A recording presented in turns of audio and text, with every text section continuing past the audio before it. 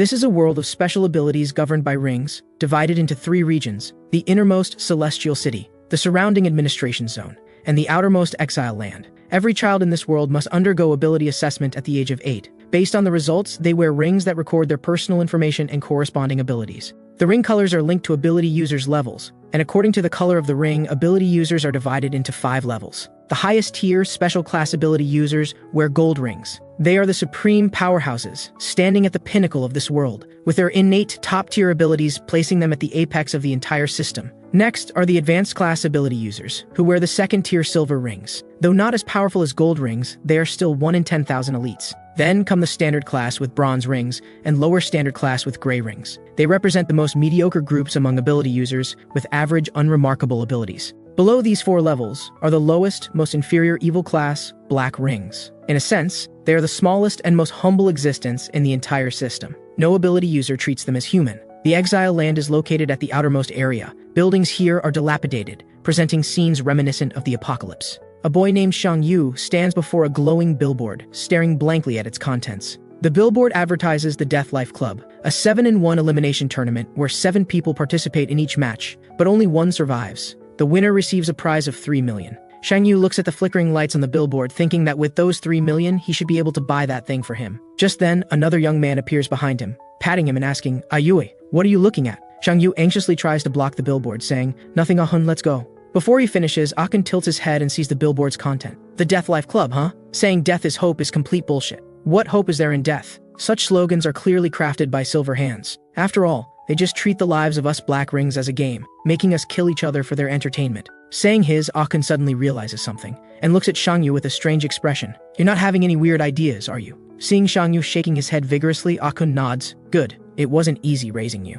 Shang Yu scratches his head and asks, "By the way, did you collect today's supplies?" Akun grins, lifting his cloak to reveal 2 boxes of supplies strapped to his shoulder along with his mechanical right arm. "Of course, we can feast tonight." Shang Yue smiles slightly when he sees the supplies, but his expression darkens when he looks at the prosthetic arm. He can see the arm is severely deteriorated, causing serious rejection in Ahun's body.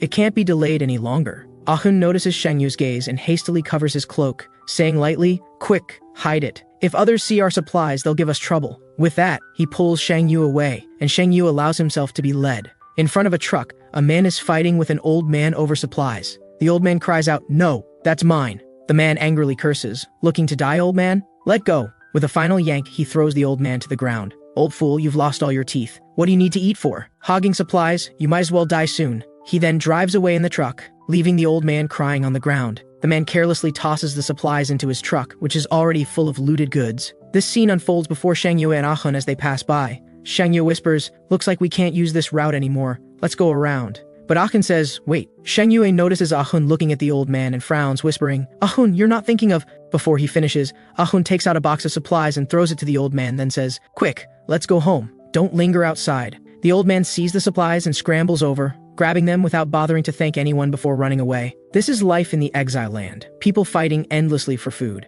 and those without self-protection abilities can only wait to die.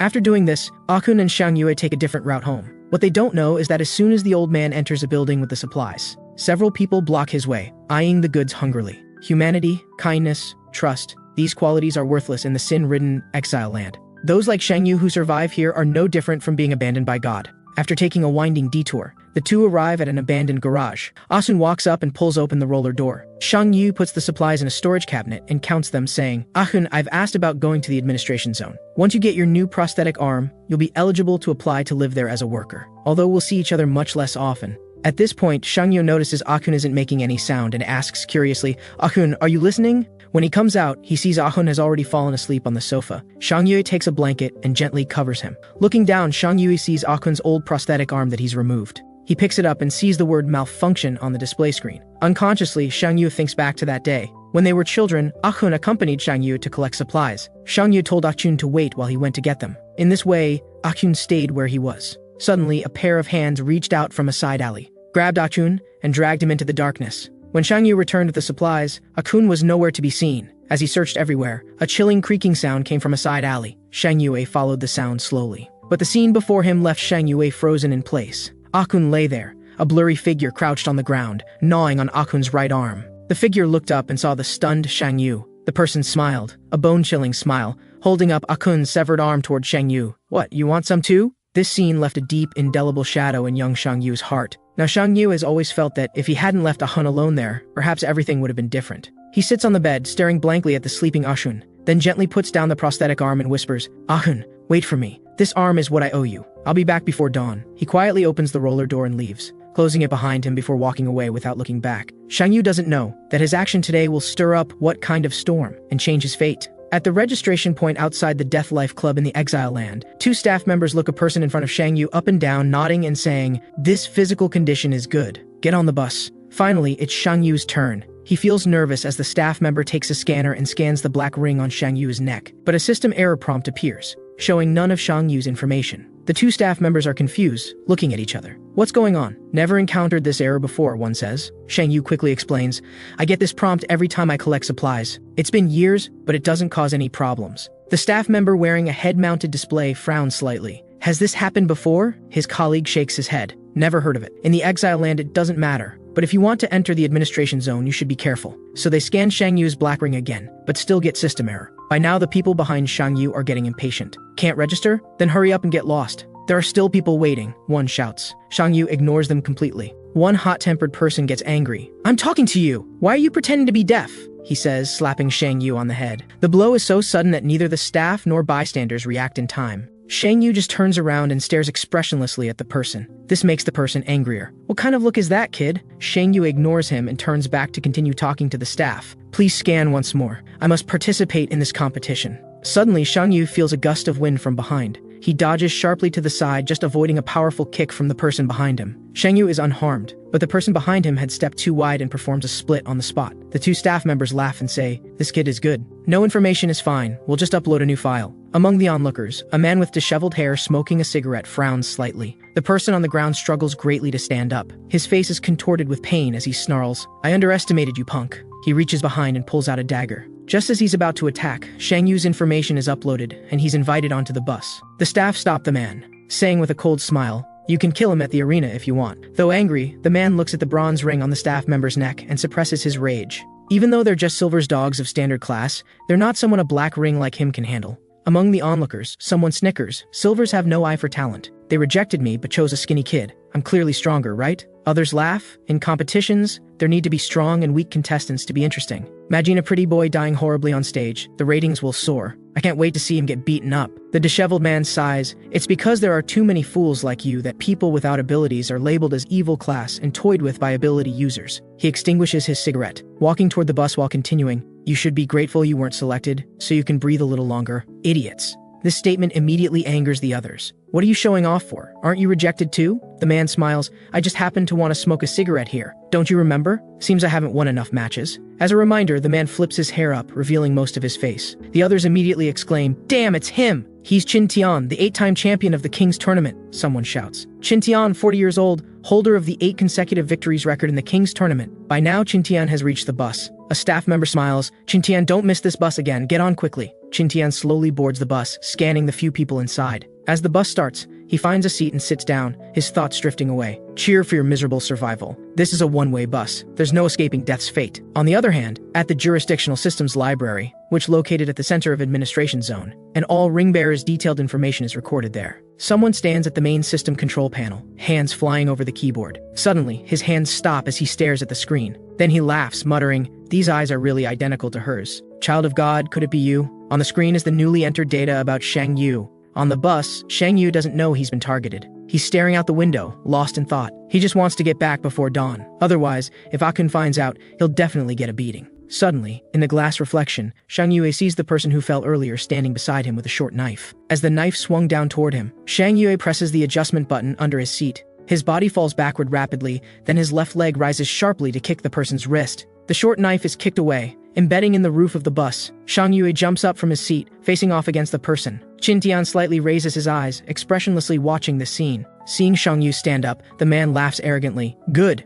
If you didn't resist at all, that would be too boring. Let me warm up before the match. Shang Yu's expression isn't good. The match hasn't started yet, and he can't waste too much energy on random people or he won't be able to handle the upcoming competition. He needs to end this quickly. But if he acts now, his strength will be exposed, making him a target for everyone on the bus. Shang Yu feels caught in a dilemma, unsure what to do. Just then, a figure flashes out from behind Shang Yu, landing a heavy punch on the man's head, instantly knocking him unconscious. Shang Yu stares at Qin Tian, who suddenly intervened and is now picking up the unconscious man, completely confused. What's going on? However, the driver laughs. Nice, Qin Tian! That guy is in your hands until we reach our destination. Qin Tian waves dismissively. Leave him to me. He won't wake up. If he does, he'll pass out again. Shang Yu marvels inwardly at the power. The troublemaker was quite large, yet was dropped with a single punch. What incredible strength. If he faces Qin Tian in the same match, he'd have absolutely no chance of winning. As Qin Tian walks toward him, Shang Yu stammers an apology. Qin Tian pauses, then grins. Thanking your opponent? You really are a childish kid. But you're lucky. You won't face me yet unless you win tonight's match. Shang Yu interrupts Qin Tian. Actually, I wanted to warn you. Before he can finish, the knife stuck in the roof falls due to the bus's bumping, hitting Qin Tian on the head, leaving him speechless. After this small episode, about half an hour passes before the bus reaches the massive wall separating the exile land from the administration zone. After a series of checks, the bus enters a tunnel. As the light ahead grows brighter, a new world unfolds before Shang Yu. Tall buildings, dazzling lights, endless streams of vehicles moving on clean, tidy roads. The entire scene displays unprecedented prosperity. This is Shang Yu's first glimpse of such splendor since he can remember. This is the high-class living area, the administration zone. It's a scene completely different from the exile land. The colorful lights reflect in Shang Yu's pupils, momentarily mesmerizing him. Soon the bus reaches its destination, the Death Life Club arena. In front of the arena stands a giant statue holding a scythe, wearing a robe, gazing skyward. As they disembark, the troublemaker somehow causes problems again and gets beaten by Qin Tian, while Shang Yu stares at the statue. Though imposing, for some reason, Shang Yu feels uncomfortable looking at it. At the center of the arena is the Iron Dragon dueling platform. Flames surge around it, stirring the audience's blood. At the top of the platform is another statue, but this one is looking down at the dueling platform. Around the platform are countless spectators, the silver reflection from their necks indicating they are all high-level ability users from the elite class. Aside from the gold rings in Celestial City, they are the highest-ranking people. The black rings struggling and killing each other on the dueling platform are merely playthings for their amusement. Shang Yu follows the other registrants down the corridor to the preparation room, observing his surroundings as he walks. Suddenly, the sound of heavy wheels attracts his attention. He turns to look. Two bronze ring staff members push a cart covered with a black cloth. Limbs stained with blood are visible beneath the cloth. Shang Yu knows the cart contains the bodies of participants who died in the dueling arena. The staff members push the cart to a small roller door, complaining as they lift the black cloth. Then they step on a switch on the ground. The roller door rises with a harsh mechanical sound. The staff members expressionlessly push the cart forward, and the bodies on it fall into the deep, bottomless darkness behind the door. This is the fate of losers in the dueling arena, like garbage, falling into the sunless underground to rot and stink, turning to dust. Watching this scene, Shang Yu's expression unconsciously darkens.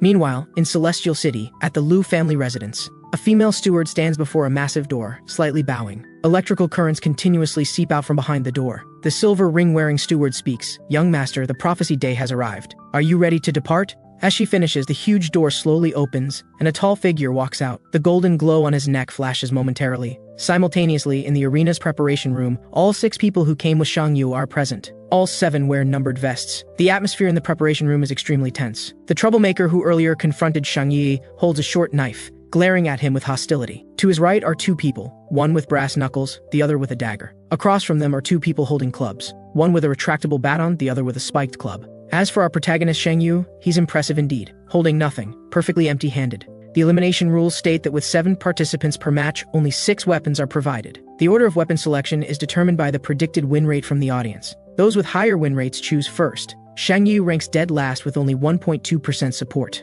By the time his turn came, no weapons remained for him. He could only fight barehanded. He can only comfort himself thinking this is fine. At least no one will guard against an opponent with only 1.2% win rate and no weapon. Most people will probably choose to gang up on the person with the highest win rate first. Just then, Shang Yu sees Qin Tian walking past the door. They make eye contact. Qin Tian says nothing, merely nodding slightly before leaving. Shang Yu is somewhat curious. This older man seems very strong. With such ability, surviving in the exile land should be easy. How enviable. He can't help but admire Shang Yu's mind, still having the leisure to care about others at a time like this. Suddenly, the purple-haired contestant with over 30% predicted win rate approaches Shang Yu and asks, "Are you familiar with Qin Tian?" "I'm talking to you, number 4. Do you know the 8-time champion Qin Tian?"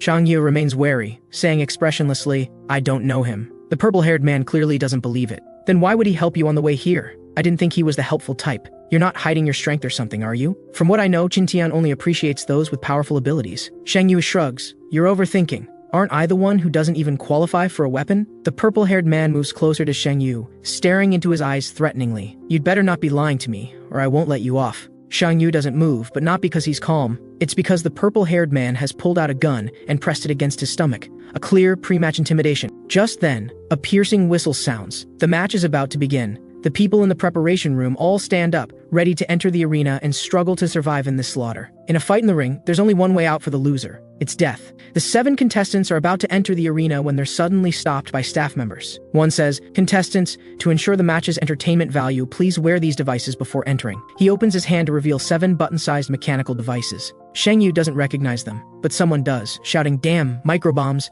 I've never heard of this procedure before," says the number 3 purple-haired contestant, clicking his tongue. "You guys have quite a variety of tricks." The staff member smiles, "Just consider this a special gift." While others complain, one person steps forward, taking a microbomb directly from the staff member's hand. Without any hesitation, Shang Yue attaches it to the black ring on his neck and coldly asks, "Now can I enter the arena?" The staff member is somewhat surprised, but smiles, of course. Shang Yu nods and enters the brilliantly lit arena filled with boiling excitement and screams, wearing his number 4 vest. Amidst these excited shouts, the curtain rises on this slaughter. Once all 7 contestants have attached their bombs and entered the arena, drones begin to circle, providing the clearest live broadcast for distant spectators. Meanwhile, the host's voice rings out, "Only one survivor can emerge from this match. Before the countdown ends, kill everyone else with all your might. Showing mercy will get you blown up." A massive screen above the arena lights up, displaying the 7 survivors' numbers in a 15-minute countdown. The 7 contestants stand in a circle on the arena, all vigilantly watching the others. On the other side of the King's match preparation room, several veteran duelists watch the live broadcast on screen. One asks, "Who do you think will die first?" Someone laughs, "Number 4, of course. That kid doesn't even have a weapon. Look, number 5 is targeting him." The first speaker also laughs, "Poor thing. Then I'll bet 10,000 on number 4. But after eagerly watching the screen for a while, their expressions gradually become puzzled and incredulous, because they discover something strange about the kid who should have died first. Jin Tian, looking at the screen, laughs. On the arena, the match has entered a white-hot state. Number 5 Feet's spiked club has smashed a hole in the wire mesh. But now number 5 is questioning his life choices. He's been chasing Shang Yu for quite a while without landing a single hit. Why can this guy easily dodge all his attacks? With this thought, he roars and launches another attack at Shang Yu, only to be easily avoided again. He launches attack after attack in disbelief, but Shang Yu moves fluidly, dodging left and right. These attacks can't even touch his clothes. Finally, Shang Yu sighs, "This is too slow." The statement has 0 killing power but maximum insult. Number 5 nearly passes out from anger. He swings his spiked club at Shang Yu's head. Shang Yu ducks to avoid this blow, seeing number 5 full of openings. He throws a straight punch, hitting number 5 right in the face. Number 5 isn't badly hurt, but Shang Yu, the puncher, staggers and nearly falls. In the King's tournament preparation room, the contestants all notice. This kid's reaction ability is extraordinary. Shang Yu waves his punching hand, which is actually swollen from the punch. Number 5 also realizes that this kid's attacking power is too low. His punch felt like nothing on his face, so he loudly mocks Shang Yu. Shang Yu scratches his head. "Is it possible that your face is just too thick?" This statement completely breaks number 5 Feet's composure as he roars that he'll kill Shang Yu. But then a cold voice sounds behind number 5. "Who are you going to kill?" As the voice ends, a cold, long blade is pressed against number 5 Feet's neck. The number 2 troublemaker, who had earlier argued with Shang Yu, smiles wickedly and continues, "He's mine." With that, he slices number 5 Feet's throat, tossing the body aside. Shang Yu can feel that the killing intent emanating from number 2 is incredibly heavy. Number 2 wipes the blood off his blade on his shoulder, staring at Shang Yu. "You made me lose face on the bus. I haven't settled that score yet. If you were killed by someone else, who would I vent my anger on?" With number 5 Feet's death, 2 people have died in this match. Finally, someone can't bear it and starts to break down. Number 6 grabs the wire mesh and cries out, "I forfeit. I'm quitting the match. I don't want the prize money. Please let me out." But no matter how he pleads, the staff outside make no move. Finally, they just shake their heads. Then one takes out a remote control-like device and presses it hard. Immediately, the microbomb on number 6 Feet's neck lights up red and begins to flash rapidly. In less than 2 seconds, a huge explosion occurs, the flames instantly consuming number 6 Feet's head. Seeing the headless corpse fall, the nearby number 1 contestant nearly breaks down in fear, continuously screaming. Meanwhile, number 3 with the purple hair has already killed his opponent. He sits on the corpse watching the scene, clicking his tongue in annoyance. "My spotlight was stolen." As he turns to look at the headless corpse, a flash of inspiration suddenly strikes him. So he reaches back and pulls the microbomb off the neck of the corpse beneath him. On the other side, Shang Yu is now struggling to deal with number 2. Number 2 Feet's speed and strength are far beyond what number 5 had shown. Each time, Shang Yu barely dodges the attacks. Shang Yu now understood that this guy had been holding back in the car before, and his speed and strength were much higher than before. Shang Yu glances at the knife wound on his leg. Continuing to dodge like this will only drain his energy and delay the inevitable. He needs to find a solution, a way to break through this deadlock. Shang Yu's mind drifts to memories of his childhood. The exile land is a place where one must always be vigilant. Shang Yi and Akun learned this lesson many years ago, so neither of them ever slacked off, knowing that laziness could mean death at any moment. After practicing together for some time, Ahun discovered that Shang Yu must have put all his tech points into agility. At first, Ahun could land a few punches, but later he was drenched in sweat and couldn't touch Shang Yu's body. Shang Yu's terrifying perception was almost like that of an ability user. Ahun laughed and told Shang Yu, "I admit your reaction ability is strong, but you can't win by just dodging when facing danger. Attack is the key to victory." Shang Yu said nothing, just sweating, wanting a break. Ahun acted as if he didn't see it, confidently smiling. "From today, we must train harder." Looking at the excited Ahun charging toward him, Shang Yu shouted in annoyance, "I said I want a break!"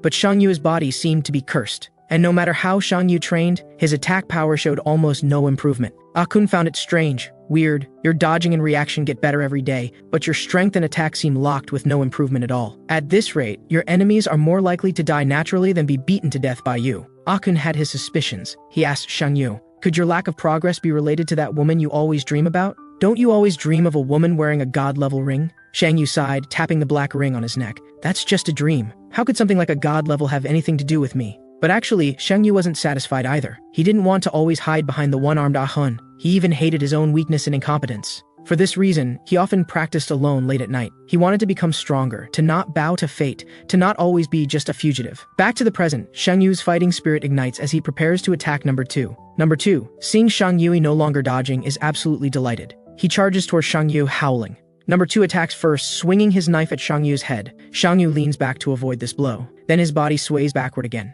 avoiding number 2 feet's backhand slash. At this moment, number 2 appears full of openings to Shang Yu, so he uses all his strength to punch toward number 2 feet's face, but number 2 easily catches his fist with one hand. Number 2 laughs, "Kid, what's going on? There's no strength in this punch at all. Are you trying to tickle me?" As he speaks, number 2 grabs Shang Yu's hand and swings him up, then throws him far away. Shang Yu lands hard but immediately rolls and quickly gets up. Number 2 laughs more arrogantly, "Useless thing, so you're just a rat that only knows how to hide." He walks menacingly towards Shang Yu, the pressure making Shang Yu tremble involuntarily. In the king's tournament preparation room, everyone is confused, especially Qin Tian. He's puzzled. Why is this kid both strong and weak? So strange. Could he be hiding some trump card? But just then, number 3, who has been holding back, suddenly throws something toward the two men's heads. Shang Yu looks up in surprise. He sees a blurry black shadow flying rapidly toward a drone not far above. When Shang Yu realizes what it is, his heart sinks. It's a microbomb, the one number 3 removed from his victim's neck. Shang Yu knows it's bad, but it's too late. Number 3 raises his gun and shoots in the drone's direction. Instantly, the drone's small explosion triggers a chain reaction, detonating the microbomb. Blinding light immediately engulfs both number 2 and Shang Yu. Even the host, seeing this, can't help but comment on number 3 feet's despicable tactics, worthy of the contestant with the highest predicted win rate. As the flames and smoke gradually clear, number 2 stands there covered in burns, screaming in agony. What surprises number 3 is that the bomb was clearly detonated on that number 4 kid, yet he managed to escape the explosion. What kind of insane reflexes are these? Who is this person? Shang Yu is suffering silently. The massive explosion erupted almost right above his head. Although he avoided the lethal impact, his ears still ring painfully from the blast. Before number 3 can react, number 2, who endured the explosion damage, strikes first. He suddenly charges at number 3, slashing at his gun and knocking it away. Coincidentally, the gun spins and lands right in front of Shang Yu. Number 2 now has number 3 by the throat, flipping him over and pinning him down. But number 3 feet's strength isn't much less than number 2 feet's. Moreover, number 2 is now covered in severe burns, no match for number 3. In an instant, number 3 has reversed their positions, pinning number 2 down.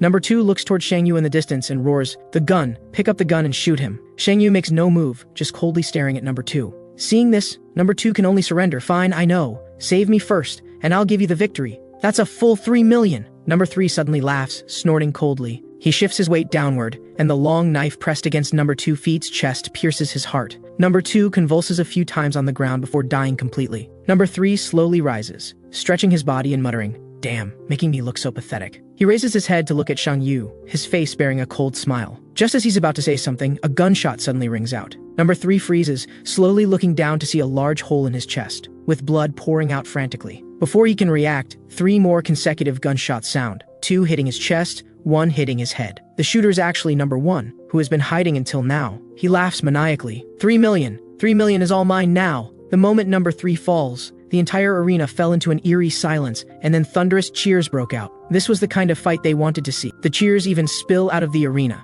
practically echoing across the entire city. Just then, one person stares blankly at Shang Yu on the large live screen, lost in thought. After watching for a while, he takes a deep breath and mutters, "Don't you die, Black Ring." As he speaks, the man spreads his hands. Terrifying purple currents gradually emerge, weaving over and around him like destructive electric snakes, seeking to annihilate everything. Suddenly, streetlights not far from the man begin to explode one after another, and this seems to be just the start of a chain reaction. Massive currents erupt around the city's periphery, plunging the once bright areas into darkness. Not only that, these currents quickly start closing in on the central arena. Whether it's traffic lights or large screens on buildings, they begin to crack and fail, eventually fading into darkness. In mere moments, the purple currents have devoured and extinguished all the lights in the entire jurisdiction, leaving only the central arena illuminated. Seeing this, the man responsible smirks and walks towards the arena with a slightly excited stride. Inside the arena, Shang Yue struggles to get up on the ring, muttering, "I won't let you have that 3 million. Number 1 is completely bewildered by these words. He turns, picks up his gun, and sneers at Shang Yu. "Are you stupid? Now it's just us, and I have a gun. What can you fight me with empty-handed?" Shang Yu knows his physical condition leaves him with almost no chance of winning. But for Akun, he absolutely cannot give up the 3 million. The live broadcast drone naturally captures Shang Yu's appearance, and the commentator excitedly shouts, "Number 4 hasn't given up. He's still fighting for dear life." Number 1 aims his gun at Shang Yu and sneers, "Game over." With that, he pulls the trigger, firing the last bullet at Shang Yu. Shang Yu closes his eyes, his mind settling into complete stillness. He can feel the bullet rapidly approaching him. The hot air mixes with the smell of rust. The bullet, originally moving incredibly fast, seems to slow down. Suddenly, Shang Yu's eyes snap open. He jerks his head to the side with incredible speed, actually dodging the bullet. The surrounding audience thinks Number 1 missed and immediately erupts in jeers. But only Number 1 stares at Shang Yu in horror, muttering, "How could you dodge that bullet? Are you really a Black Ring? No way, we're clearly both inferiors." As he speaks, Number 1's hand loosens, and the pistol drops to the ground. Having dodged the bullet, Shang Yu is now terribly dizzy from the intense concentration, his body swaying involuntarily. Seeing this, Number 1's extinguished hope reignites. He roars "Die!" and pulls out his original dagger, charging towards Shang Yu. He holds the knife reversed and thrusts downward at Shang Yu. Though dizzy, Shang Yu still manages to dodge by stepping aside. Next is an uppercut. While he doesn't have much attacking power, Number 1 isn't particularly strong either, and he stumbles from the punch. Then Shang Yu extends his left hand, grabbing Number 1's right wrist. His right arm locks Number 1's right elbow, and he quickly snatches the dagger away. Shang Yu's gaze turns cold. He holds the dagger horizontally and thrusts it towards the back of Number 1's neck. But just as Shang Yu intends to control the force, to injure but not kill Number 1, he suddenly stops dead. The blade halts right against the back of Number 1's neck. He can feel a terrifying power rapidly approaching the arena. In the championship preparation room, Qin Tian frowns, watching the situation on the screen. Suddenly, the entire preparation room is plunged into darkness. The monitors in front and the lights overhead all go out. Just as everyone is wondering what happened, Qin Tian turns his head to look at the corridor outside. He feels this isn't a simple power outage, someone has arrived. And in the corridor at this moment, footsteps can be heard. The sound is unhurried, moving towards the arena. Qin Tian can sense this bone-chilling feeling. A high-level ability user has arrived. On the ring now, the match is also called to a halt. Shang Yu watches the miniature bomb on his neck fall off, feeling slightly surprised. He turns to look towards the entrance. Someone is approaching. Now is not the time to let his guard down. Just then, a staff member walks up and says, "There's a power issue right now. The match is suspended. Please come down and follow the audience back to the preparation room to await further notice." So Shang Yu and Number 1 follow the staff member towards the preparation room. Suddenly, Shang Yu stops abruptly. A voice sounds next to him, full of playful mockery, looking a bit rough. "Aren't you Black Ring?" Shang Yu quickly turns his head. He sees the man with purple-black hair tilting his head slightly, grinning at him. "Aren't you going to thank your savior?" Hearing someone speaking to him, claiming to be his savior, Shang Yu turns sharply and sees the purple-black-haired man looking back at him. Within his clearly defined black and white pupils, a hint of dangerous red light flickers. Just as Shang Yu is about to ask something, his head spins violently. He collapses forward uncontrollably, completely knocked out. The man glances at the fallen Shang Yu and lets out an impatient tisk. So weak. Before long, the man is carrying the unconscious Shang Yu and walking straight out through the audience passage. This scene is witnessed by the staff members who are evacuating the audience. The staff member was stunned. This is a blatant abduction in broad daylight. He urgently shouts, "Who are you? Put him down! Participants aren't allowed to leave the club!" The man continues walking as if he didn't hear him. The staff member is furious. He grabs the man's shoulder. "Are you deaf? He's the club's property. You give him back." The staff member doesn't finish his sentence. He feels a massive force hit him, followed by a full-body shock, and he passes out. The man had slammed him against the wall so hard he couldn't be peeled off. This scene is fully witnessed by Qin Tian, who has just walked out of the preparation room. He mutters to himself, looks like things are about to change. Perhaps that child with a black ring is the key to changing everything. I hope we meet again. The man puts Shang Yue into a car and drives out of the jurisdiction, returning to the exile zone, stopping by the roadside. A couple of idiot thieves in a nearby alley spot the clean, well-maintained car and their eyes light up. Boss, I think that car would be perfect for robbing. Is that one of those legendary luxury cars? Inside the car, the man is looking at the still unconscious Shang Yu, feeling impatient. He decides to just give him a quick electric jolt. Currents spill out of the car, scaring the approaching bumbling thieves away on the spot. Inside the car, Shang Yu's hair is standing on end from the shock, and he groggily wakes up, wondering why he smells something like roasted meat. He turns his head and sees the man who brought him from the club. Who are you? Why did you bring me here? The next second, he feels a suffocating pressure emanating from the man in front of him. He immediately understands the situation. This man is an ability user and definitely high level, even higher, but he instantly falls into confusion again. Why would an ability user save him? He had witnessed firsthand a world where the lives of black rings were arbitrarily trampled upon and played with. While thinking, Shang Yu quietly places his hand on the car door handle. More than satisfying his damned curiosity, he wants to make a quick escape right now, wanting nothing to do with these ability users. Just as he is about to open the door, the man speaks, "My name is Lu Jichuan." Hearing the surname Lu, Shang Yu is instantly stunned. Nothing else matters. The Lu family is a special grade family, ranked third among the 8 great families. Thinking this, Shang Yue's gaze unconsciously drifts towards the back of Liu Jichuan's neck. Under his collar, could it be? Liu Jichuan grins as if he knows what Shang Yu is thinking. You guessed it. He then pulls open his collar, revealing a dazzling circle of golden light inside. Then he points at Shang Yu. I advise you not to think about escaping. From now on, your life is my responsibility, child of God. Shang Yu's brain overloaded on the spot. He was dumbfounded. Child of God? What is that? Did you even think before you spoke? As if seeing Shang Yu's confusion, Liu Jichuan begins to explain. Legend says above the golden special grade ring, there's another level, the God level, the rainbow ring. God level is an invincible existence. One person can match hundreds of golden special grades. They are beings infinitely close to true gods. Shang Yu thinks for a moment after hearing this and says, I've heard this legend. I remember the god level name was Liu Song. Liu Zhishuan interjects, it's Liu Songting, my great-grandfather. Hearing this, Shang Yue's mind races. Known, child of God equals Liu Songting's child. Liu Songting's child equals Liu Zhishuan's grandfather. That means, I'm Liu Zhishuan's grandfather? Liu Zhishuan is speechless. Are you trying to get yourself killed? So Shang Yue can only endure the bump on his head and continue listening to Liu Zhishuan. The version of the god level legend you heard isn't entirely accurate. 3 individuals since the first ability user appeared. There have been a total of 3 god levels born. My great-grandfather, Liu Songting, Master Wu Yu, who controlled precognition and eternal life abilities, and a man who disappeared shortly after being confirmed as god level. And you are the child of the eternal life ability user, Master Wu Yu. Hearing this, Shang Yu is not only shocked but also disbelieving. He points to the black ring on his neck. You mean I'm not evil grade? Don't mess with me. Look at this thing on my neck. How does it look like a child of God? It's ridiculous. Just then, Shang Yu is startled. He remembers his dream. Could the woman in that dream, wearing a god-level ring, be his mother? Seeing the shocked Shang Yue, Liu Zhishuan continues, I know you have questions. I'll explain slowly later. The most important thing now is to ensure your safety. Your face has been broadcast throughout the jurisdiction via the full area livestream. Quickly, it will spread to the city of Celestials. Believe me, it won't be long before people who want to kill you start appearing. A completely new war is about to begin. After saying all this, Liu Zhishuan drives the car towards Shang Yue's residence. A car completely out of place in the exile zone drives down the road, attracting constant stares from onlookers.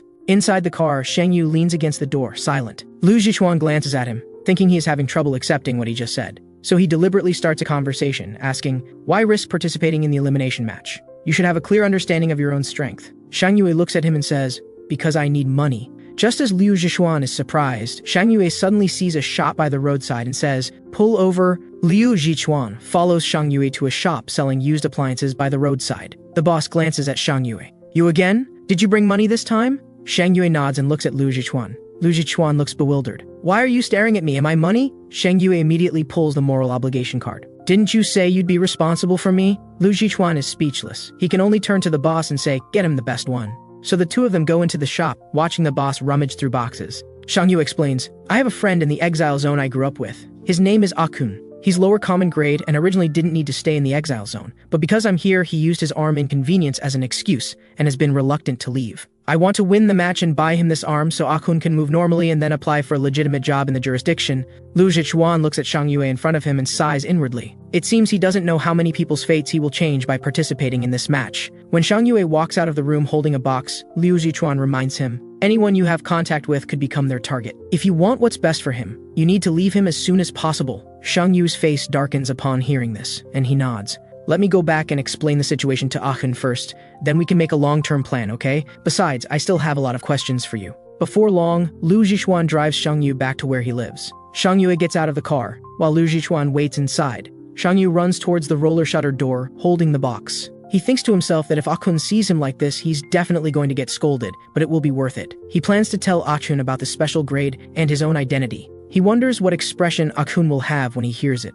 Thinking this, he pulls up the roller shutter door and smiles at the darkness inside. Ahun, stop sleeping, look what I brought back! He walks inside in the dark as he speaks. Suddenly, he kicks something underfoot, causing him to stumble. When he looks down using the faint light, he sees Ahun's prosthetic limb on the ground. A splash of dark red on it looks particularly glaring. Just then, a stranger's voice is heard from inside the room. You're finally back. I've been waiting for you for a long time, Shang Yu. If I hadn't seen it with my own eyes, I wouldn't believe it. Hiding in this filthy place where ability users are reluctant to step is indeed a good idea. A figure wearing a silver ring emerges from the darkness. He smiles and snaps his fingers. Immediately, the lights in the room turn on. The figure sits on the sofa, his foot on Ahun, and says with a laugh, "It's an honor to meet you, child of God." The person says something else, but Shang Yu can't hear it anymore. He looks at Ahun's lifeless body, and his mind descends into chaos. This is followed by a heartbreaking roar. The silver ring is still narcissistically spreading his hands, saying intoxicatedly, "I was the first to find you. I'm the closest person to God now." Shang Yu stares at Ahun's body, throws the box he was holding, and lets out an unbelievable scream. This leaves the silver ring completely bewildered. He looks at Ahun's corpse under his foot, steps down hard, and says, "This person? Was he someone you knew?" Shang Yu stumbles to Ahun's side. As if he can't see the silver ring, he kneels on the ground, shaking Ahun's body repeatedly, muttering, "Ahun, wake up!" The silver ring looks incredulous. "You're actually crying? Is this for real? For this piece of trash? A lower common grade?" Then he bends down and grabs Shang Yu by the collar. "You pathetic thing. You think you're worthy of being a descendant of God? You truly disappoint me." Saying that, he punches Shang Yu directly in the stomach, making Shang Yu's entire body double over. The silver ring's strength is considerable. With this punch, Shang Yu is sent flying several meters, crashing into and cracking the wall before falling to the ground. Then the silver ring emotionlessly raises a hand toward Shang Yu. An invisible force reaches out and grabs Shang Yu. Shang Yu's body flies back into the silver ring's hand like a puppet. The silver ring still looks somewhat disbelieving. "Did I get the wrong person? Are you really this weak?" Shang Yu looks at Ahun's body on the ground. In truth, he could have dodged that last blow, but it doesn't matter anymore. The person he grew up with, who felt like family, is now gone forever.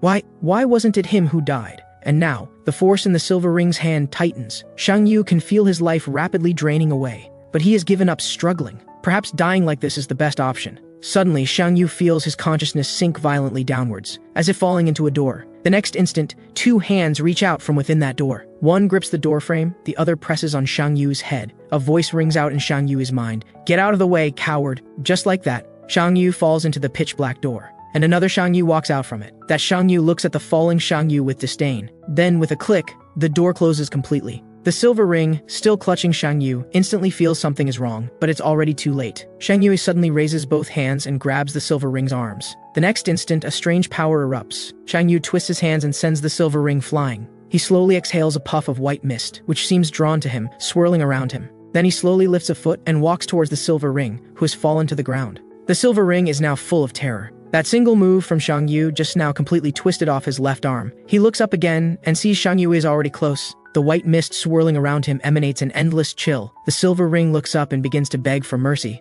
"I didn't mean to. Please let me go." He's not admitting his mistake. He senses the danger from Shang Yu in front of him. His aura is completely different from before. He keeps begging for mercy, lowering his head. But this prevents him from noticing his surroundings. Behind Shang Yu, the objects in the room are starting to float. The next second, the silver ring suddenly lunges, launching a sneak attack, reaching out his right hand toward Shang Yu. But Shang Yu watches the attack approaching, his pitch-black eyes showing no emotion. The next instant, the attacking hand abruptly stops in front of Shang Yu.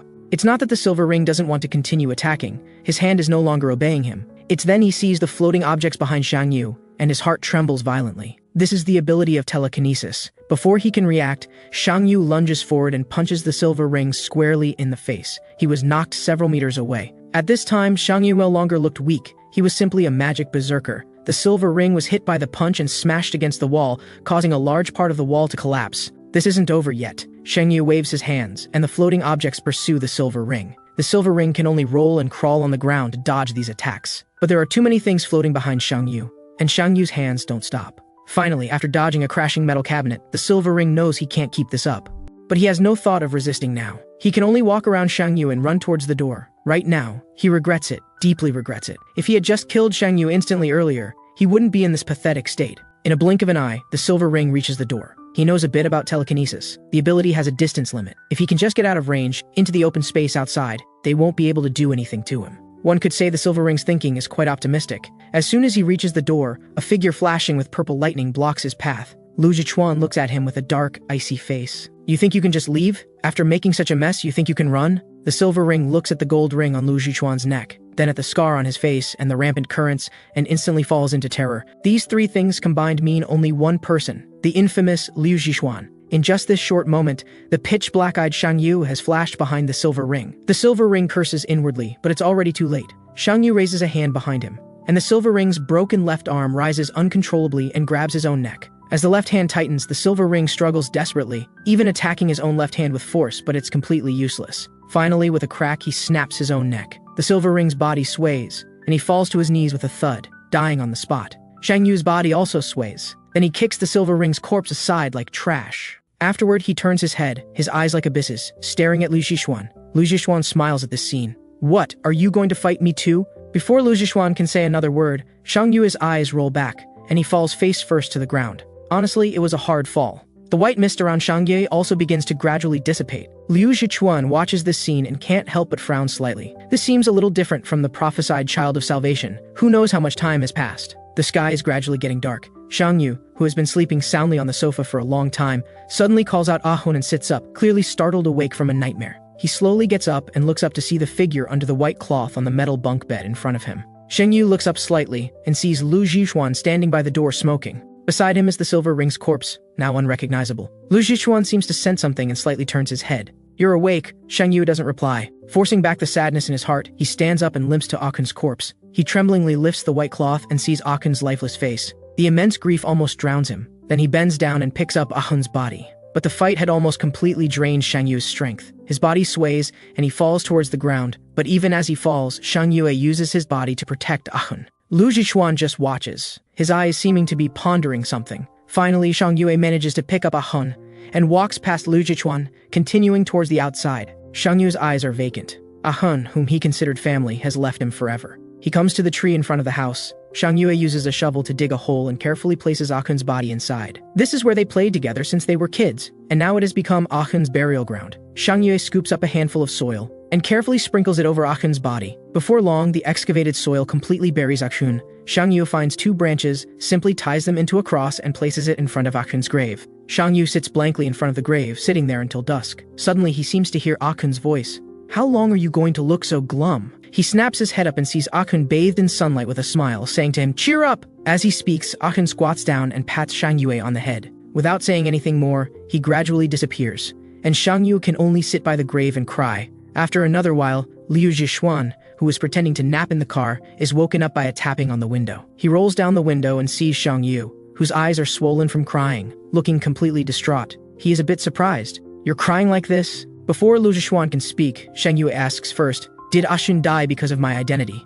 Liu Zhichuan is silent for a moment, then nods. Yes, I won't say anything to comfort you. He did die because of you, but your destiny isn't something you can choose. Moreover, now isn't the time for you to blame yourself. In the future, things like this might happen again. If you don't want these things to happen, then get stronger. Get stronger, then change your fate. Change everyone's fate. Shang Yu doesn't speak but nods heavily. Seeing this, Liu Zhichuan says, get in the car. Shang Yu opens the car door and looks back at the place where he grew up. In a daze, he sees himself and Ahun from childhood running and playing without a care in the world. Back then, they truly had no worries and were incredibly happy. Suddenly, he seems to see those 2 small figures looking at him. Then they smile and wave at him, as if his past self is saying goodbye to his present self. Shang Yu watches the 2 small figures gradually disappear. Without any lingering attachment, he turns back. Goodbye, Ahun, goodbye. In the moving car, Shang Yu recalls the scene of his other self appearing. That feeling was like his body was occupied by another person, and he could only watch him act. That person had a face identical to his own, but possessed terrifying power that even ability users feared. If he had been that person from the beginning,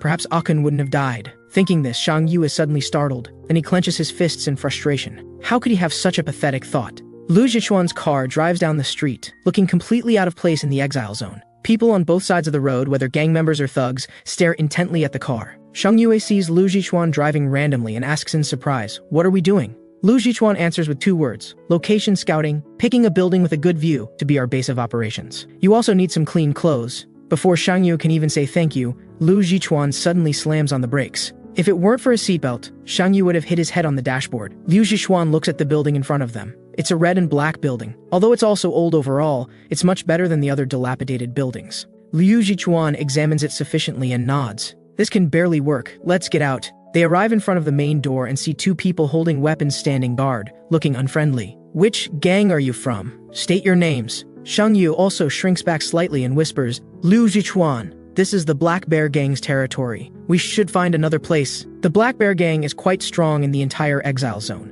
mainly dealing and reselling supplies and operating illegally obtained integrated resources. Liu Zixuan smiles slightly at this. What's there to be afraid of with black bears? Shang Yue can't help but retort upon hearing this. They're called the Black Bear Gang. Liu Zixuan interrupts Shang Yue. "Wait here for me. Your mission is to protect yourself. Understand?" The next instant, Liu Zixuan transforms into a flash of purple lightning and rushes into the building. The 2 people at the door don't even react before they are sent flying. Following that, the purple electric light speeds towards the top of the building, lighting up the entire building in less than a minute. Shang Yu is stunned. That speed is too fast. Then there's a huge bang, and the massive impact shatters all the glass in the entire building. Next, the Black Bear Gang members inside the building swarm out like zombies escaping a cage, fleeing outside at high speed. The dust kicked up makes Shang Yu cough non-stop. Then he sees Liu Zixuan standing on the roof, waving to Shang Yu below. "Come on up." Shang Yu looks left and right and can't see a single person. He shrugs and walks into the building. At this moment, a special car arrives at the entrance of the Living Dead Club in the jurisdiction. Immediately following, a figure wearing a special restraint device gets out of the car. It is a girl with a black ring, her face showing some fear and nervousness.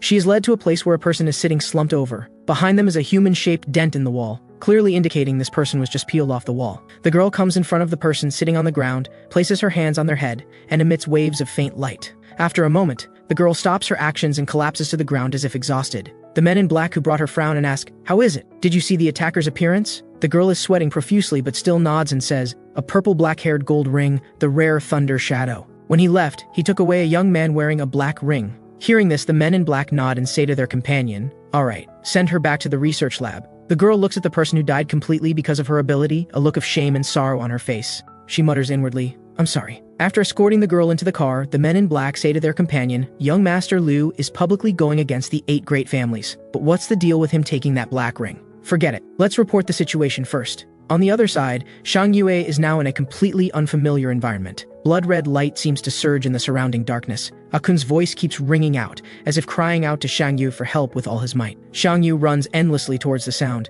but it feels like there's no end. Suddenly, the scene before his eyes changes. The silver ring who killed Ashin appears before him, howling like a distorted monster. "You're just a piece of trash. Trash who killed his friend." Then, amidst Shang Yu's complete horror, he brutally snaps his own neck. The next instant, Shang Yu wakes up from the boundless nightmare. When he sees his surroundings clearly, he confirms it was just a nightmare. Liu Zixuan's voice is heard. "You're awake?" Shang Yu turns his head and sees Liu Zixuan watching television, but there is no sound from the TV at all. He asks in surprise, "Are you watching silent TV?" Liu Zixuan replies without turning his head, "Isn't it obvious enough?" As Shang Yu wakes up, Liu Zixuan turns up the volume on the TV. The TV is broadcasting the news. The commentator's voice is heard. The incident of the ability user attacking the arena is currently under investigation. Let's take a look at the scene. Shang Yu turns his head and looks out the window at the scattered lights flickering in the darkness. He asks, "It's already dark. How long have I been asleep?" Liu Zixuan raises an eyebrow. "Doesn't matter. You can sleep a bit longer anyway. There won't be many chances to sleep well in the future." Hearing this, Shang Yue felt utterly weary. He turns around from the folding bed, thinks for a moment, and asks, "The people chasing me will come soon?" Liu Zixuan fiddles with his phone and answers casually, "Who knows? Fastest is the next second, slowest is a day or 2. Are you scared?" Shang Yu doesn't speak, thinking, "Of course I'm scared. Living in the exile zone, I never expected to live very long. I was just working hard to earn a tomorrow, and even the day after was a luxury. I have a desire to live, I'm afraid, and I'm also greedy. But there's always a little bit of beauty that makes you feel like living isn't so bad after all." Thinking this, a hint of sadness can't help but surface in Shang Yu's heart. Suddenly, he feels a pain on his head. Liu Zixuan has thrown the remote control at him. "What are you spacing out for?" Shang Yu rubs his head and sighs. "Liu Zixuan, I know you're strong, but if a lot of enemies come, what should we do then? I don't want to drag you down." Liu Zixuan can't help but laugh when he hears this. Then the corner of his mouth lifts. "Who said you're the only one next to me?" Meanwhile, on Liu Zixuan's phone, there is a temporary group chat interface. Above it is the location information he shared, and below it shows that 4 people have read it. Sheng Yu is slightly surprised by this. Liu Zhichuan leans back, relaxing, and speaks with a hint of curiosity. But I'm also very curious. What choice will those four make? Will they uphold the promise from 18 years ago and protect you, ignore your life and death, or have they simply defected to the Lin family? Shang Yue is somewhat surprised. Choice? What do you mean? Aren't those four our allies? Hearing this, Liu Zhichuan falls into a memory and slowly begins to speak. In the past, Master Wu Yu had 6 trusted families besides our Liu family: Han, Zhou, Su, Pei, and He. Master Wu Yu's faction believed that the rings intensified the evil in people's hearts, and she wanted to create a society where ability users and non-ability users could coexist harmoniously. Naturally, this was opposed by the other faction. Among them, the Lin family was the most fiercely opposed. Later, the Lin family allied with many xenophobic families and launched a war. Master Wu Yu had a premonition of the impending crisis, and she gathered my father's generation. That was the first time they met you. Master Wu Yu knew this request might be somewhat selfish, but she still implored everyone present not to forget their mission. Because once compromised, ability users would become existences that destroy the world. 18 years later, bullying, oppression, and ability users' disregard for human life will make the entire world even more cruel and merciless. Lady Wu Yu firmly believes that inside and outside that wall are 2 completely different worlds. This is the result of allowing ability users' power to expand unchecked. Lady Wu Yu has placed the choice in the hands of those present, only asking that their descendants might save this child when war erupts again in the future. And Lady Wu Yu promises that when this child awakens, they will surely become the one who rights society's order. Just like that, not long after the first generation battle began, Lady Wu Yu's side was defeated. Since then, the special class has tightened control over the rings, and Lady Wu Yu was captured by the Lin family. Everything related to Lady Wu Yu was destroyed, as if this person had never existed. The Celestial City underwent earth-shattering changes. The 8 great families completely reshuffled their rankings, with the Lin family separating all of Wu Yu's loyal families, monitoring their every move. So for the next 18 years, these descendants bearing this mission had to pretend not to know each other even in public, unable to contact one another, preventing the Lin family from detecting their intentions. Speaking of this, Liu Zhichuan glances at his phone, wondering how many people still remember this plan after 18 years? But even if they're all enemies, Liu Zhichuan is confident he can handle them all. At this moment, Shang Yu hangs his head somewhat dejectedly and says, "Have I disappointed you?" Hearing this, Liu Zhichuan expresses surprise before frankly replying, "That's right, I did want to see what kind of child the god mentioned, one who could change the world look like. The result is quite ordinary. I'm somewhat disappointed." Saying this, Liu Zhichuan pauses briefly before continuing, "But I don't regret it." Hearing these words, Shang Yu looks up somewhat surprised, then stands and walks toward the storage room. "Thank you. You must be hungry, right? I'll go find something to eat." Once inside the storage room, Shang Yu leans against the door and slowly slides to the ground. He grabs his wrist, forcing himself to stop trembling. Recalling what Liu Zhichuan said his mother had said, his entire body shaking uncontrollably. Even though he had struggled to survive in the exile zone since childhood, and was even drugged and captured for organ harvesting, if he hadn't mysteriously awakened, he would have already died on that operating table. Having grown up with difficulty, he participated in the Living Dead Club competition, and nearly became waste material like those dead black rings. "I'm sorry, Mom. I'm not the child you spoke of who could save the world. I can't even protect myself." "But why? Why, even though I think this way? Do I feel so unwilling to accept it?" Shang Yu clutches his clothes tightly, biting his lip. He knows there's no time now for hesitation. Who knows how many ability users will come for him? He must pull himself together. Just as Shang Yu makes his resolution, he suddenly feels the ground beneath him begin to shake. His heart skips a beat, and with several quick rolls, he dodges away from the doorway. The next instant, a massive pillar of fire erupts from where he was sitting, burning straight through the floor and ceiling. Shang Yu knows that ability users have arrived, targeting him. Outside the door, Liu Zhichuan lights a cigarette and mutters, "So you've come, Pei Xingwo of the Pei family. Seems you've become an enemy, huh?" Meanwhile, in the storage room, Shang Yu is already frantically dodging the flames. If not for his high agility and speed, he would have been roasted several times over. Shang Yu's mind is still clear.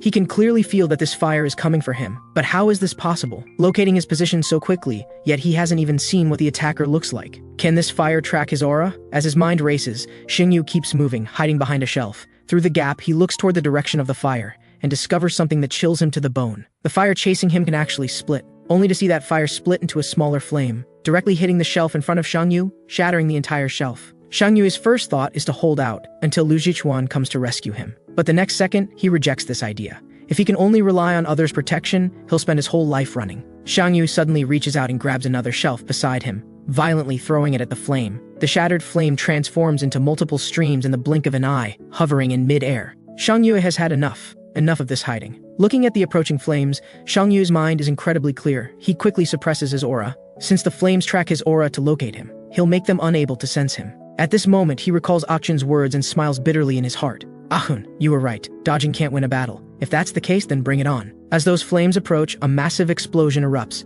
with fire gushing out from the storage room windows. At this moment, on the rooftop, a figure stands, with several flames circling up and down around her. Pei Xinghuo carefully senses around, slightly furrowing her brow. Because in her perception, Shang Yu's aura has completely disappeared. Just as she's puzzled, suddenly Shang Yu's aura appears behind her. She hurriedly turns to look, only to see Shang Yu with steam rising from his body, breathing rapidly, staring at Pei Xinghuo and saying, "Found you." For a moment, Pei Xinghuo is astonished, just staring at Shang Yu, the two in silent confrontation. Despite Shang Yu's appearance, he's actually completely terrified inside, because he hadn't thought about what to do after finding this person, especially since his skills don't include any attack abilities. Pei Xinghuo steps up to Shang Yu, just looking down at him, making Shang Yu sweat profusely, even starting to wonder whether he should turn and run or kneel and beg for mercy. Suddenly, Pei Xinghuo smiles and says, "Well done, you pass." Hearing this, Shang Yu's head displays a big question mark. Meanwhile, Liu Zhichuan in the room naturally hears the conversation between the two on the roof, a smile appearing on his face. Unlike Liu Zhichuan, although Shang Yue isn't as quick thinking, he can guess that the person before him is testing him. His heart relaxes, almost collapsing, but he still forces himself to stand there. After all, this is the first time he's been acknowledged. He absolutely can't fall in front of Pei Xinghuo. Just as Shang Yue is about to lose support and fall, he suddenly feels the collar of his clothes being yanked upward. It's Liu Zhichuan grabbing his collar. Shang Yu barely says a word of thanks before Liu Zhichuan delivers a quick, precise chop to his neck, immediately causing him to roll his eyes and pass out. Liu Zhichuan holds Shang Yue like this, raising an eyebrow at Pei Xinghuo. "Let's talk." Pei Xinghuo glances at Shang Yue, thinking this is indeed Liu Zhichuan's style, and replies, "Of course." Liu Zhichuan throws Shang Yu onto the sofa and covers him with a coat. Pei Xinghuo speaks with biting sarcasm.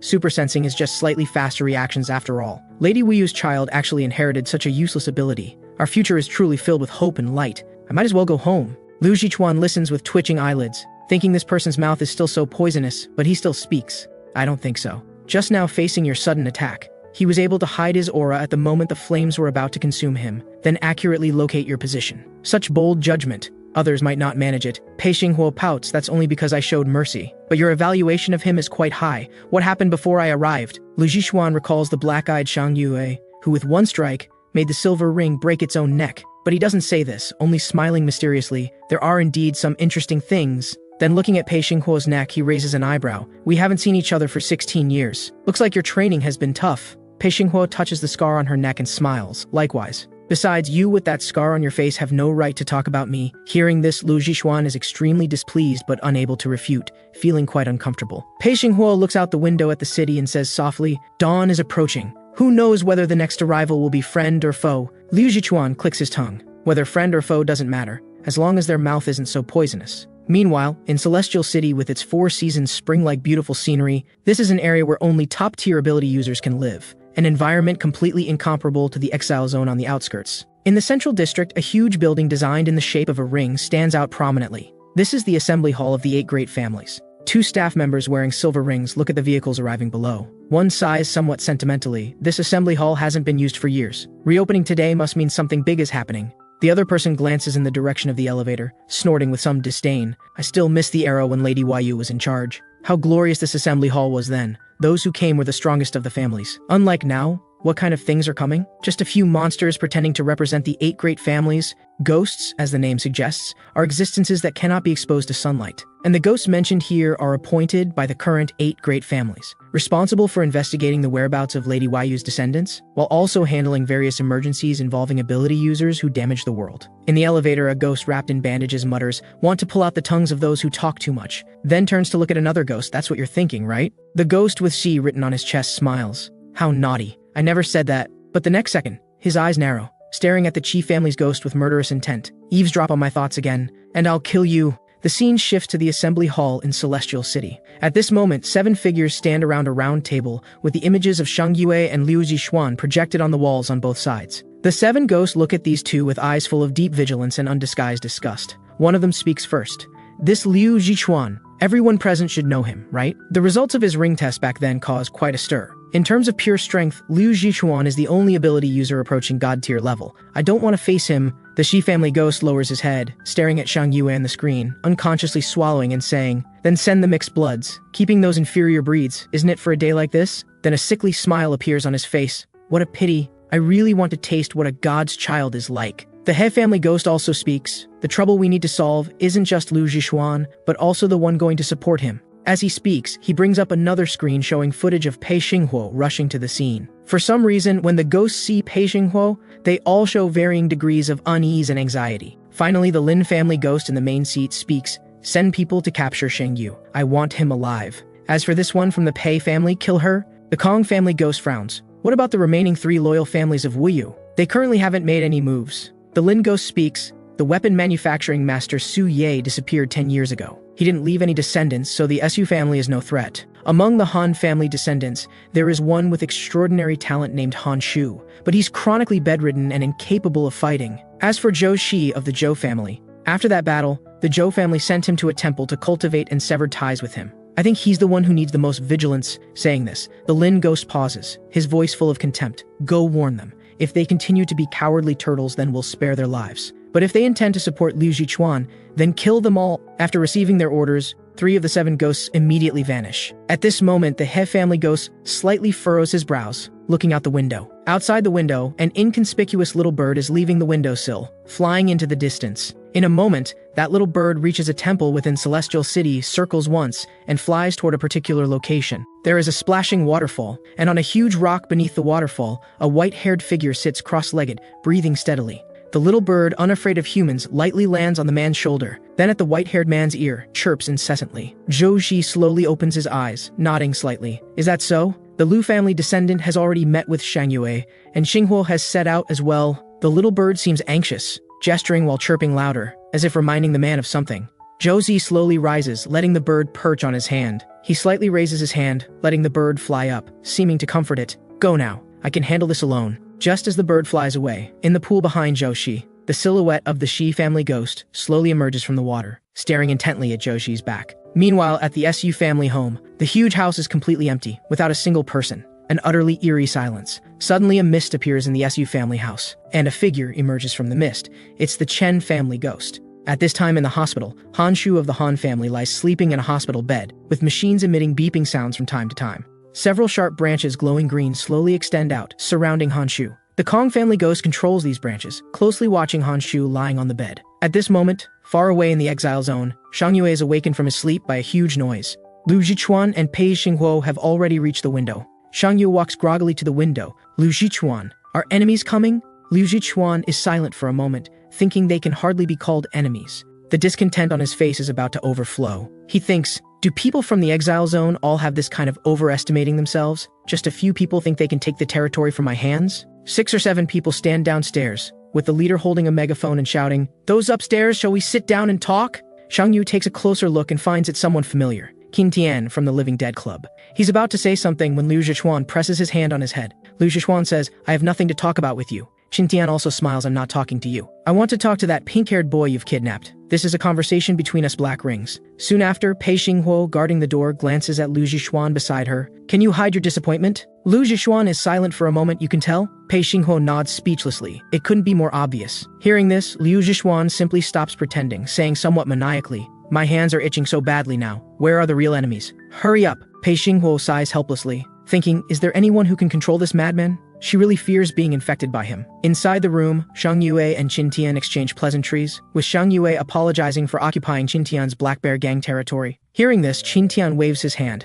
"It doesn't matter. I didn't come to reclaim territory either. I just want to know why the special class is after you." Shang Yue seems hesitant, sighs, and says, "If I tell you, uncle, you might not believe it." During the time Shang Yue and Qin Tian are chatting, downstairs Qin Tian's henchmen have already started playing cards out of boredom. Some quietly complain that the boss doesn't care about them, making Qin Tian travel back and forth between jurisdictional areas and exile lands. Upstairs, Shang Yue has already told Qin Tian the general situation. Aside from concealing the other self inside his body, he's basically said everything he could. Undeniably, Qin Tian's acceptance ability is strong. You're saying you're Lady Huayu's descendant. You'll be enemies with all of Celestial City in the future, and those 2 outside the door are your companions, right? Shang Yue scratches his head. "That's right, but uncle, how did you know my mother's name? I didn't mention it just now." Qin Tian nods and asks, "Was the day you participated in the competition your first time leaving the exile zone?" Seeing Shang Yue nod, Qin Tian continues, "People from other regions all know Lady Huayu as name, but in recent years, your mother's name has become a forbidden word.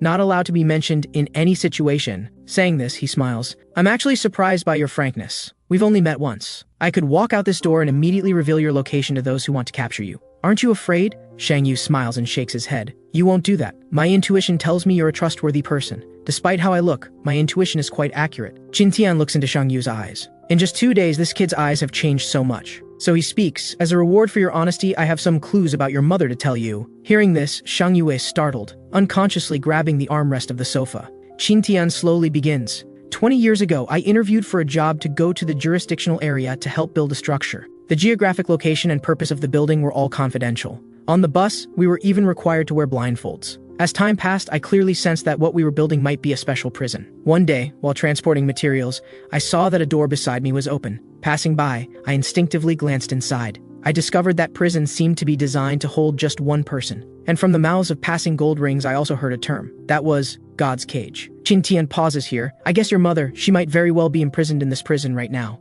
Of course, this is just my guess, but if it's true, your mother is still alive. As the two converse on the other side at the Su family home, the Chen family ghost is now floating around in the empty mansion, but can't sense the presence of any living person. It seems the Su family is gone. He relaxes and prepares to leave. But at this moment, he detects a slight energy fluctuation coming from a doorway nearby, so he curiously passes through the door, only to see a shocking scene. The room contains a large amount of equipment, and on the largest circular platform stands a white-haired youth, with numerous lines extending from the machines, all connected to various parts of his body. The Chen family ghost frowns. Wasn't it said the Su family had no descendants? What's going on? Suddenly, the white-haired youth opens his eyes, revealing purple-pink irises. From the youth's perspective, it's as if there's a system in front of him, rapidly analyzing the ghost before him. The Chen family ghost is completely unaware, still looking the youth up and down, his gaze pausing at the youth's neck, then asking, No ring worn, even we didn't know of your existence. Who exactly are you? What relationship do you have with Su Yi? The youth doesn't answer. The analysis progress in his eyes has now reached 70%.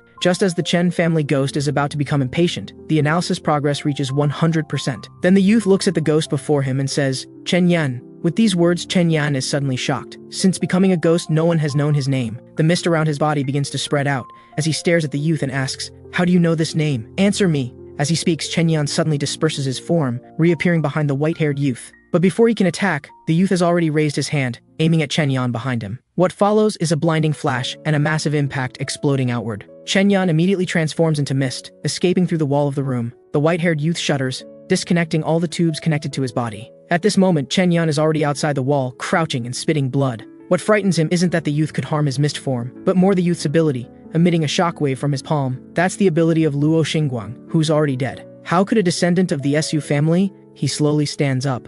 The most important thing now is to report the situation at the Su family house. This is completely different from the intelligence they have. He must tell others to be careful. We use remnants are not simple. But just as he's about to retreat, the space around him suddenly fills with a large amount of light purple mist, shocking Chen Yan. He anxiously observes all around, but the increasingly thick mist has already obscured his surroundings. Suddenly, his body freezes. The white-haired youth has already appeared behind him, the hand that severely injured Chen Yan now pressed against his back. Even more outrageous is that the mist formed by this white-haired youth is exactly the ability that Chen Yan as a ghost just used.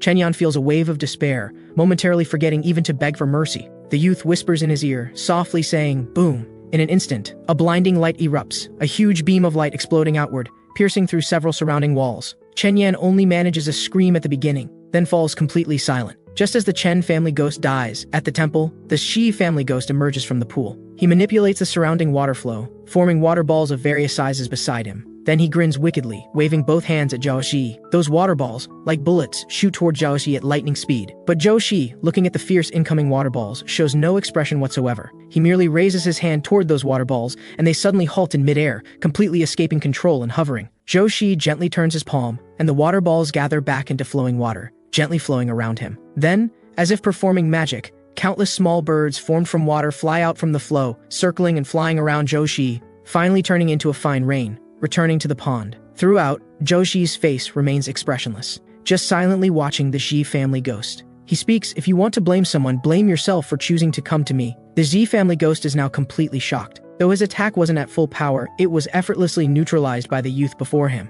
Suddenly, Zhao Shi throws his straight knife upward. The knife spins as it flies into the air. The next instant, Zhao Shi moves like thunder, in the blink of an eye reaching in front of the Shi family ghost. The Shi family ghost barely has time to raise his hand when Zhao Shi sidesteps his arm, left hand forming a fist with inch force striking the ghost's face. Then his right arm bends at the elbow, waist generating power, an elbow strike landing right on the ghost's chest. Zhao Shi's left hand swings to strike the Shi family ghost's temple. The ghost hurriedly shifts backward to avoid this blow. But Zhao Shi, as if anticipating this, changes his step pattern to catch up with the ghost, a flying kick straight to the ghost's chest and abdomen, sending him flying. Zhao Shi continues the pursuit. The Shi family ghost has barely steadied his footing when Zhao Shi's fist is already coming down on his head, followed by a side kick plus high whip kick combination, leaving the ghost no chance to counterattack. Finally comes an Iron Mountain lean, sending the Shi family ghost flying more than 10 meters. Watching the high-flying Shi family ghost, Zhao Shi launches forward in that direction. He leaps high, catching the falling straight knife in midair, pinning the Shi family ghost under his foot, the unsheathed knife at his neck.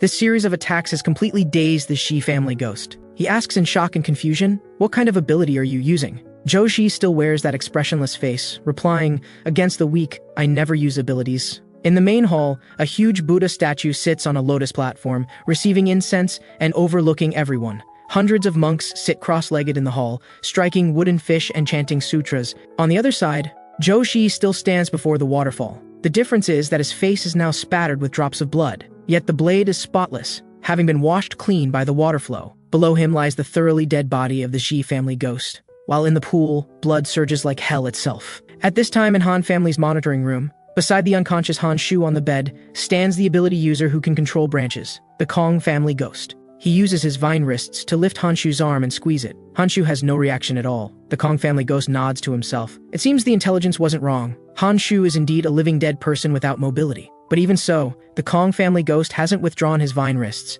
but continues to wander around Han Shu, then grabs Han Shu's arm and gently pulls him up, piercing his arm to let blood flow. He mutters, "Just lying here, what a waste, Han Shu. You are special class after all." As he speaks, his vine wrists completely cover the wound on Han Shu's arm, continuously sucking his blood. The Kong family ghost keeps stretching his body in vine wrists, sighing comfortably, truly worthy of special class power. How nostalgic. But at this moment, a sound of something falling comes from behind him. The Kong family ghost tilts his head to look back. On the ground is a fallen gift box, fruit scattered everywhere. A short-haired girl, just like Han Shu, stares with wide, angry eyes, shouting, "Let go of my brother!" The Kong family ghost sneers, "What if I don't?" Before he finishes, the girl moves with extreme speed, reaching him quickly. Her hands, one above and one below, grab two of the vine wrists on the Kong family ghost's body. Then with tremendous strength, while still in midair, she throws the Kong family ghost out the window using pure physical power. After doing this, the girl hurriedly runs to the bedside, anxiously checking Han Shu on the bed. But in this moment of distraction, a sharp vine wrist silently extends through the window, directly piercing the girl's right shoulder. Then that vine wrist rapidly advances,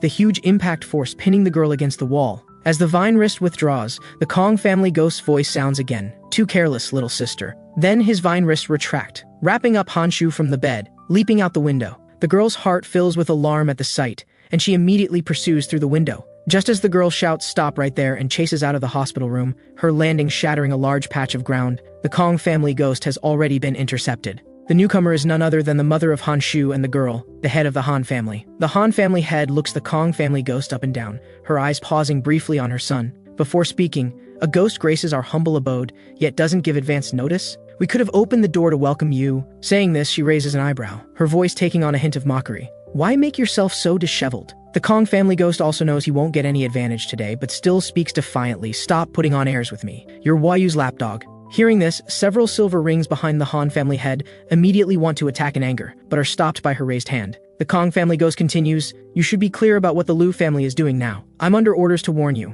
If you want to live, don't get involved." Saying this, he shakes the bound Han Shu. "Wuyu's descendant, we will obtain him no matter what." Seeing this, the Han family head's face unconsciously cools. "I don't care about others' descendants. Put my son down." The Kong family ghost laughs coldly. "Why so worried? Just a living dead person with no value. Catch him if you can." Saying this, the Kong family ghost vines forcefully throw the unconscious Han Shu upward. Seeing this, the girl freezes in place, while the Han family head lets out a great shout. "Yuli!" The girl hears her mother's shout and instantly awakens. A flash of golden energy beneath her feet, and she leaps high, moving to catch Han Shu in midair. And the Kong family ghost has already disappeared in the instant everyone's attention was diverted. The Han family head, seeing this, speaks to those behind her. "No need to pursue. First, send Shu back to his room." Several guards approach Han Yuli holding Han Shu, softly saying, "Young miss, let's go treat your wound." Han Yuli doesn't even raise her head, suddenly asking, Was what mother said just now her true feelings? Not caring about others' descendants. Does our Han family really intend to stand by and do nothing? She silently raises her head, staring at her mother. Brother said, abilities appear to make this world better. I don't understand much else, but right now things aren't good at all. That ugly person hurt brother like that. Why was mother so polite to him? The Han family head remains silent, with traces of helplessness and pain flashing in her eyes. In the exile zone, at the former Black Bear gang base, which is now where Shang Yu and the others are staying. In the room, Shang Yu is still talking with Qin Tian. Uncle, can you describe that room in more detail? Qin Tian pauses. You mean what that person called God's cage? Seeing Shang Yu nod, Qin Tian tries hard to recall and says, that room indeed looked like a cage. Several pillars surrounded a sleep pod. Below was a huge pool. The liquid in the pool was like magma. I still remember that smell. Pungent, nauseating. Saying this, Qin Tian suddenly notices Shang Yue before him has lowered his head in silence. He calls Shang Yue's name somewhat puzzled. Meanwhile, what Qin Tian just described seems to act like a spell, echoing in Shang Yue's mind. His consciousness seems to drift above that magma pool. His heart begins to race, cold sweat involuntarily seeping from his body. Suddenly, a voice both familiar yet strange resonates in Shang Yue's mind. What can you possibly do? Hearing this voice, Shang Yu jerks his head up. Before him is no longer Qin Tian, but his mother who repeatedly appears in his dreams. Lady Wei Yu just stares at Shang Yu, her body flickering with strange light, like a system error, and in the flashes, another figure can be glimpsed. She speaks, give me your body. In an instant, Shang Yu regains clarity, his eyes turning cold as he says, you're not my mother. Wei Yu raises her hand, still smiling. Correct, I am Shang Yu. The next moment, Wei Yu transforms into black-eyed Shang Yu. He holds a pitch-black handgun aimed at Shang Yu's head, then pulls the trigger.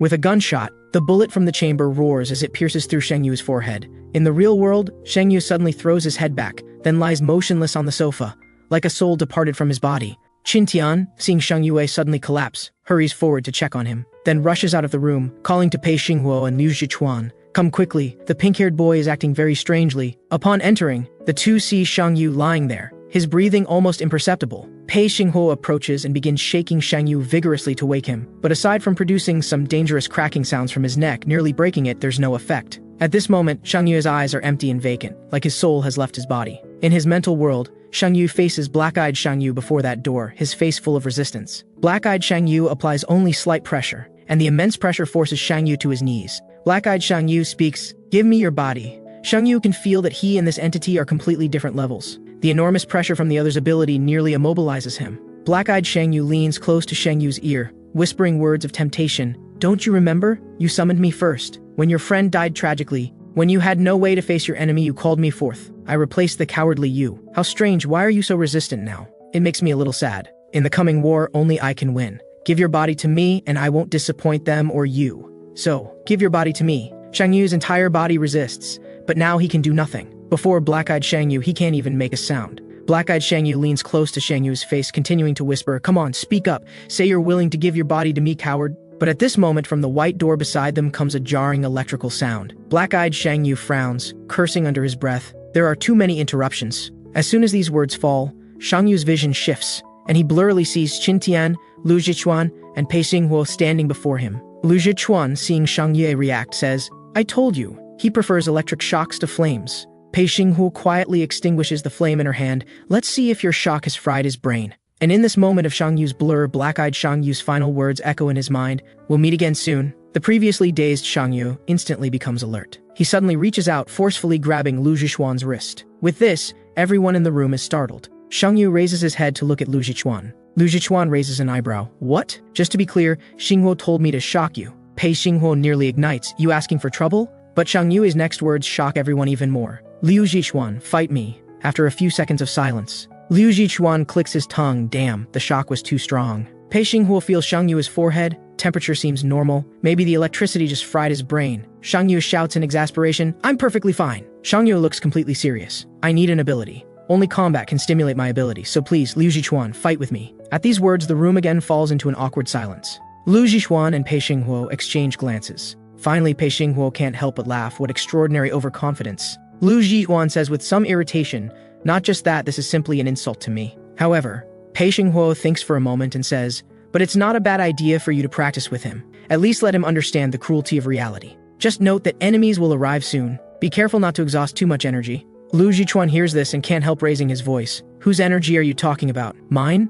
I'll get tired because of him? Are you serious? He's so weak either way. The fight will be over before I even warm up. Looking at the two who, though speaking in a corner, are talking loud enough for everyone to hear, Xiang Yu says somewhat helplessly, I can hear you. At this moment, Qintian thinks of something and suddenly says, everyone, I know a place perfect for battle. The group arrives at an abandoned warehouse in the exile zone. This was originally a dock, a large warehouse used to store containers. Since becoming part of the exile zone, the dock has been completely abandoned, and naturally this large warehouse has fallen into disuse as well. Pei Xinghuo stands on the vast open ground, scanning around, feeling the incoming wind, nodding. Then she turns to look at Shang Yue behind her, her expression serious. Shang Yue, be careful not to get killed by him. But Shang Yu shakes his head. I want Lu Zhishuan to kill me. Only when death approaches might I gain what I need. No matter what, I must become stronger. Looking at Shang Yue and Liu Zhichuan before her, Pei Xinghuo feels a strange spark of excitement in her heart. Looks like there's a good show coming. The two on the field are in completely different states. Shang Yu is on full alert throughout his body, while Liu Zhichuan is completely relaxed. Shang Yue's mind races rapidly, wondering from where Liu Zhichuan will launch his attack, from above, from a distance, or up close.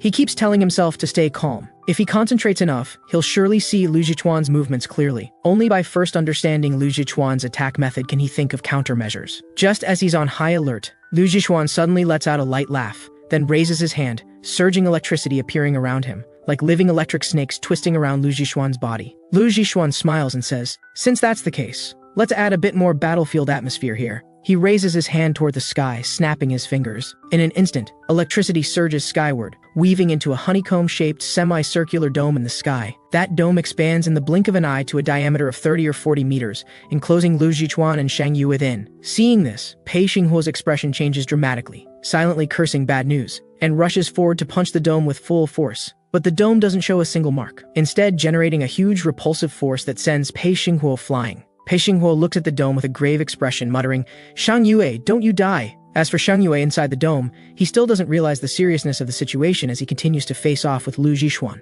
Liu Zhichuan stretches his body, terrifying electricity flashing dangerously around him. He smiles wildly, saying, open your eyes wide and see what a real ability user is like. I'm not on the same level as others. Ready to be skinned alive? Looking at the intimidating Liu Zhichuan before him, Shang Yue can't help but feel nervous. He's never seen how terrifying Liu Zhichuan is at full power. Suddenly, he feels only a slight breeze passing by. The next moment, Liu Zhichuan is already in front of him, right hand crackling with lightning. Seeing this, Shang Yu's heart leaps in alarm. How did he get here? But his body can't react in time. His pride in his reaction speed is completely useless before Liu Zhichuan. This punch from Liu Zhichuan doesn't even directly hit him. Just the impact of the exploding lightning sends Shang Yu flying backward, directly smashing into the ground, shattering it to pieces. Shang Yu now understands that at his level, he can't even see Liu Zhichuan's movements, let alone track them.